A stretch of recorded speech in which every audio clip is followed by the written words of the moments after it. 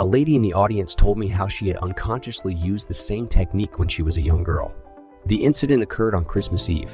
She was feeling very sad and tired and sorry for herself.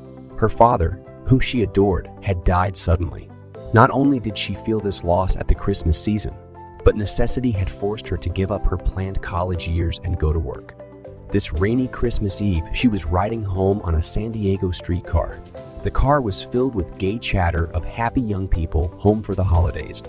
To hide her tears from those round about her, she stood on the open part at the front of the car and turned her face into the skies to mingle her tears with the rain.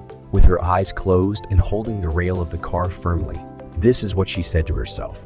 "This is not the salt of the tears that I taste, but the salt of the sea and the wind. This is not San Diego. This is the South Pacific, and I am sailing into the Bay of Samoa."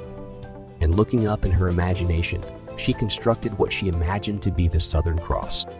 She lost herself in this contemplation so that all faded round about her. Suddenly, she was at the end of the line and home. 2 weeks later, she received word from a lawyer in Chicago that he was holding $3,000 in American bonds for her.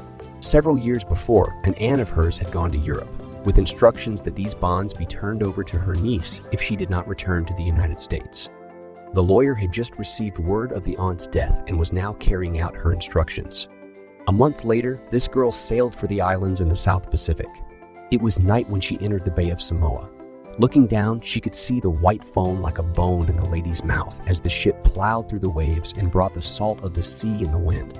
An officer on duty said to her, "There is the Southern Cross," and looking up, she saw the Southern Cross as she had imagined it. In the intervening years, she had many opportunities to use her imagination constructively. But as she had done this unconsciously, she did not realize there was a law behind it all. Now that she understands, she too is consciously playing her 4 major roles in the daily drama of her life, producing plays for the good of others as well as herself.